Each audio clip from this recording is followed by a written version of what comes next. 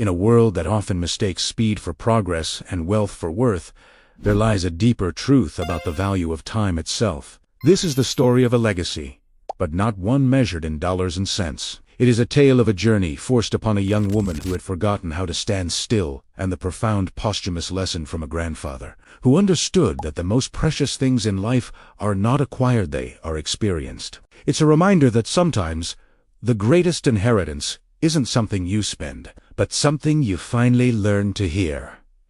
Let us know where you are watching from and what time you found this video. Ray, who was 86 years old at the time, did not so much reside in his classic house with cedar shingles as he was a component of it. His hands, which were as gnarled as the roots of the ancient oak tree in the yard, had worn the polish off the banisters, tuned the grand piano in the parlor, and planted the perennial gardens that bloomed in defiant, colorful bursts every spring.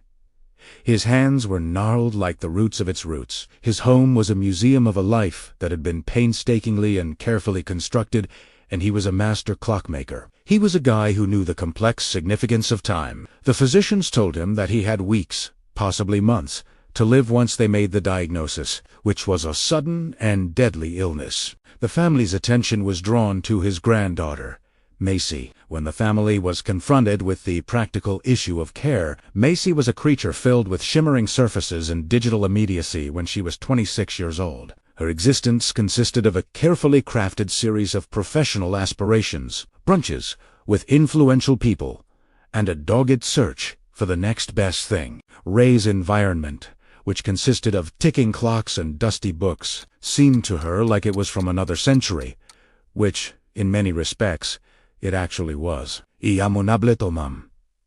Macy's voice seemed to be a mixture of annoyance and shame as she spoke over the phone.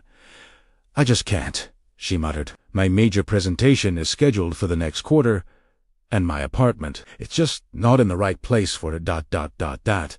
She was unable to muster the courage to say for ending her life. Macy felt as though she had thrown away a significant amount of momentum by stopping her rise in order to provide care for a man who was descending. Ray saw the rejection not as an acute sting, but rather as a deep, old ache. He was listening to the conversation from the corridor. His own son, Macy's late father, had always been a source of inspiration for him, and he had always detected in her a restless drive. He was aware of the anxiety that was driving her refusal. In spite of the fact that he did not wish to be a burden, he had hoped for a final chapter of connection in which he could pass on the peaceful wisdom that he carried in his hands. After he made the appropriate phone calls and moved into the peaceful and sterile embrace of a hospice, he let out a sigh that seemed to settle in his bones.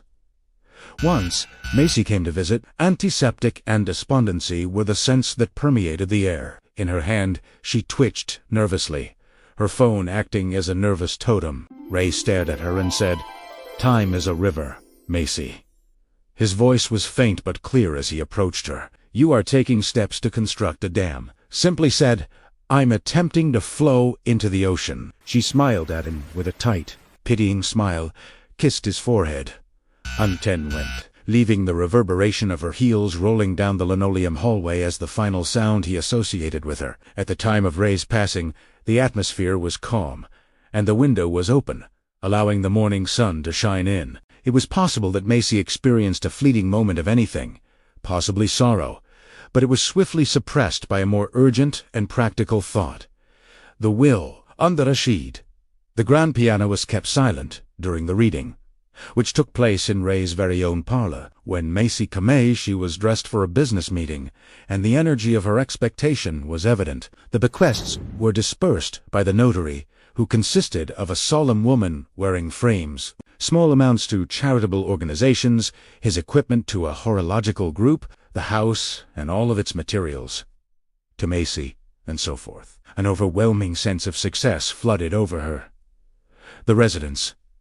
There was a lot of potential there. By selling it, she would be able to bring a big quantity of money into her life and finally get that luxury condo in the downtown area. Her thoughts had already begun to formulate the listing. The notary, however, was not yet finished. A single envelope of a cream-colored tint was presented to her, and it was sealed with a glob of dark red wax. "It's for Macy," she added, her tone impossible to discern. "This is from your grandfather." His insistence that you personally get this, and that you do so before taking any action about the estate, was of the utmost importance. Macy, who was perplexed, took it. On the front, her name was written in Ray's lovely cursive style, which was a script that belonged to a different age. She was able to break the seal, and her heart began beating against her ribs in a peculiar cadence that was syncopated. The truth was presented at the beginning of the letter, rather than a greeting. Without wasting energy, it is impossible to stop a pendulum that is already in motion. In the same way, with a life. Taking the big piece of paper and unfolding it, she looked over the lines that would eventually destroy her world. My most treasured Macy, you are now the owner of my home if you are reading this, which means that time has finally caught up with me, and you are now the property owner. I am assuming that you consider it to be a blessing or a fortunate circumstance. I want you to consider it to be the last task that I have given you. When you were in a rush, my lady, you were always trying to get to a future that you thought was just around the corner. You did not show any concern for me during my final days, and although it caused me pain, I am able to forgive you. However, forgiving is not same as absolution. Some lessons are not meant to be taught, but rather acquired. This is the lesson that I had to teach you. You are unable to sell the house, not at this time. Here is a key that is enclosed with this letter. That is the master grandfather clock that is located in the hall. It is the clock that was constructed by my own father. I have brought its pendulum to a halt. The clock has stopped at 11:59. That is 1 minute before the end of the hour. Rather of only being a timepiece, the clock serves as the beating heart of this house. Additionally, the heart cannot be made to beat again from a distance. The mechanism is sensitive and difficult to understand. It is imperative that you adhere to the directions that I have provided for you in order to restart the process. They have been concealed within the house. You will learn something new about this house, about me, and about the life that you are so desperately trying to get through right now with each and every assignment. The legal provision will not be satisfied until the clock begins to tick once more, at which time its chime will indicate the correct hour. A second letter, affirming the completion of the task, is held by the notary public. For the time being, the house is in a state of legal limbo. You are the owner of it, but you are unable to transfer ownership of it. Macy, you should not consider this to be a warning. You are not a burden of mine in any way. I have some time left for you. It is the one thing that I had in plenty, and it is the one thing that you have thrown away with such reckless abandon. Pause for a moment. Take it easy.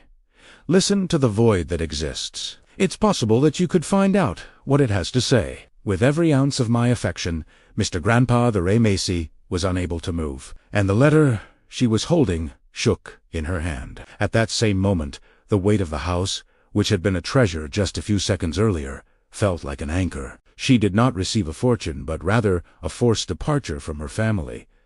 It wasn't money. Rather, it was a struggle. It was an antique skeleton key that felt like it belonged in a fairy tale, not in Macy's modern, minimalist life. The key was chilly and heavy in her palm, and it brought back memories of her childhood. Regarding the grandfather clock, she approached it with a sense of awe that was almost unreal. It was a stunning piece of craftsmanship, constructed from the same dark oak as the mansion itself, with a face made of porcelain and hands made of blued steel, and it was frozen in time at a minute to midnight. A feeling of frustration was her initial reaction. All of this was a game, a manipulative and sentimental game played by an elderly man. She could take this matter to a lawyer and fight it. Her occupation was that of a project manager, and she worked by dissecting difficult issues for revenue. She is able to dismantle this scenario. The key was placed into the brass lock that was located on the face of the clock. It turned with a pleasant clang that was rather solid. Once she opened the small door that was hinged to the mechanism. However, she found that her breath stopped. It was not as easy as you might think to just give the pendulum a little nudge. A brass clasp that was built to order was used to secure the movement of the entire complex mechanism, which consisted of gears, levers, and weights. And there was a little hole in the shape of a keyhole where the pin of the latch should have been able to slide out of the way. Simply said, this was not a lock. Rather, it was a puzzle box. The initial instruction was not written down in a book. The machine itself was designed to incorporate it. After being defeated, she slid into the worn leather recliner that belonged to her grandfather. The aroma of lemon polish and old books encircled her as she sank into the chair. No longer was the house devoid of silence. Rather, it was filled with anticipation. It was keeping watch for her to pay attention.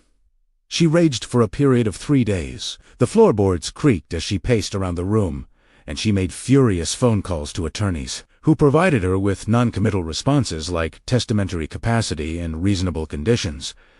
She placed an order for takeout that had a flavor similar to cardboard, and then looked through her social media accounts, where other people's lives appeared to be moving more quickly without her there. It started to feel like she was being judged by the silence of the house, which was a reflection of her own raucous existence. She gave in on the 4th morning, when she was completely fatigued and had no other options. Instead of looking for a shortcut, she turned her attention to the house and began to examine it. She started out in the kitchen, which is considered to be the most important room in any house. A small card that was yellowed was affixed to the back of the coffee canister, which indicated the particular location where Ray had always stored his preferred beans. Just like a good life, a good brew requires patience and heat, the brewmaker said. Crush the beans that you have found.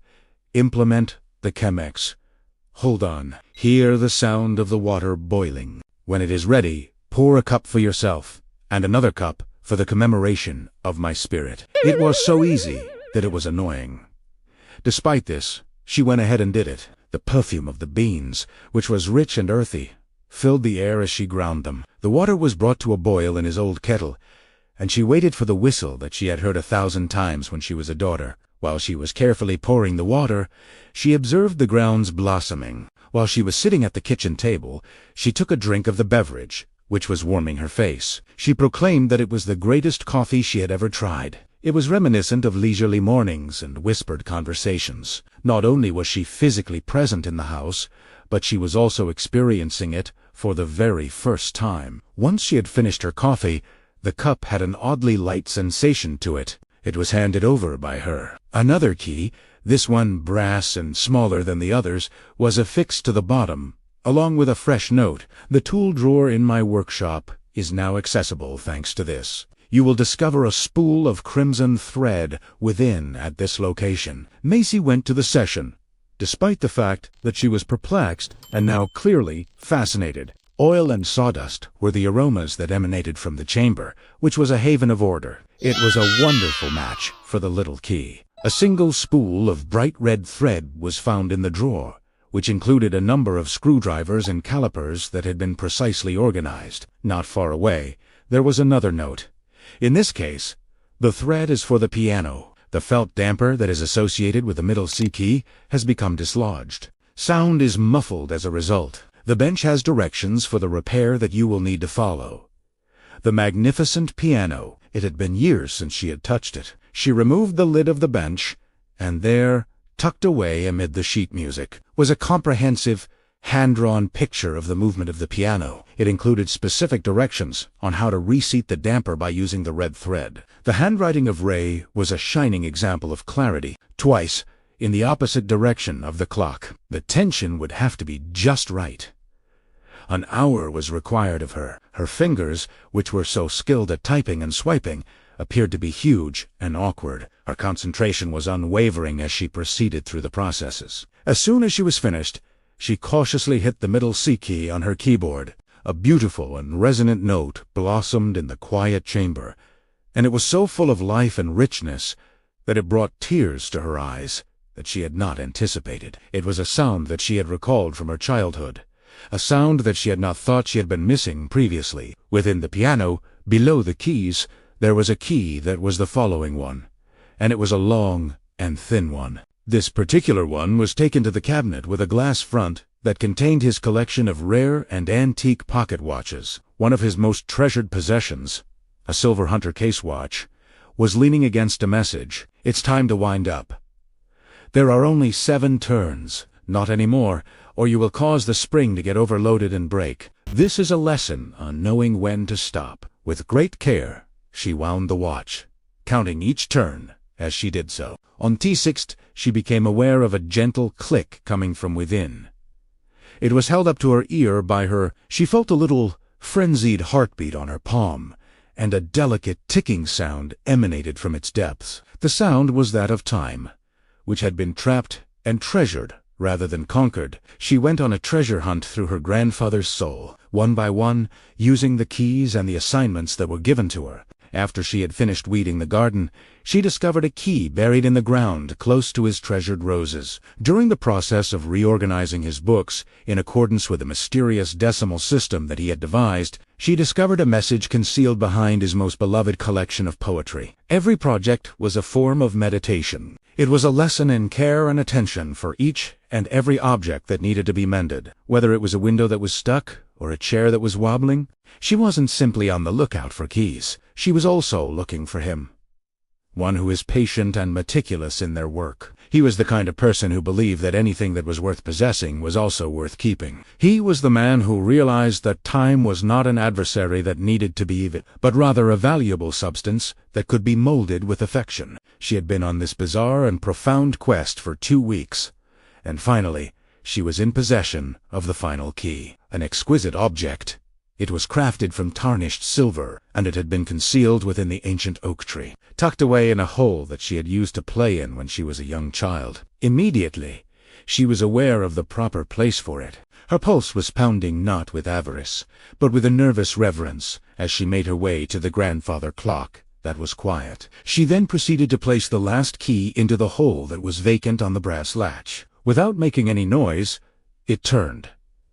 The latch began to release. After taking a few deep breaths, she reached all the way in and gave the enormous brass pendulum a gentle push. After holding on for a brief period of time, it eventually swung away from her palm in a graceful and weighty arc. It then proceeded to click once it had passed the middle spot. The mansion was filled with a resonant and deep sound as the gears that were buried within it began to turn. Following a moment of trembling, the minute hand jumped ahead with a sense of finality. Ah, bon. When the clock started to chime, it indicated that it was the actual hour of noon. The sound of the clock's chime was not just a measurement of time, but also a declaration of existence. That was the most profound sound she had ever heard in her entire life. She became aware of a small envelope that had been released from within the mechanism of the clock, and had fallen to the ground as the final chime diminished in volume. Even though her hands were shaking, Setuki Tub, my most treasured Macy,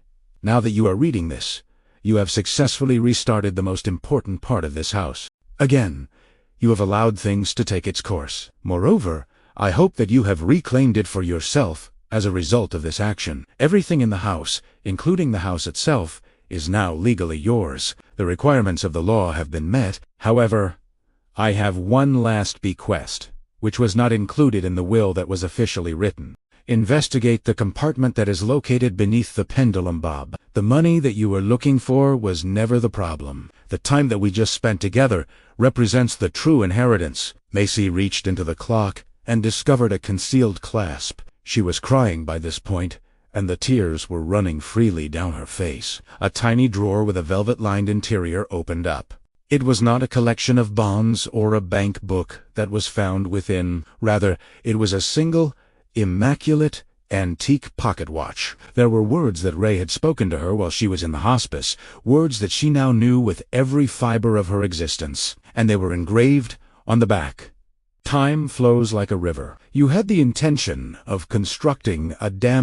Simply put, I was attempting to flow into the ocean. Please, my dear girl, you have to start learning how to swim. In addition, Macy had a complete lack of the impulse to rush for the very first time in her hectic and hurried existence. She put herself down on the floor.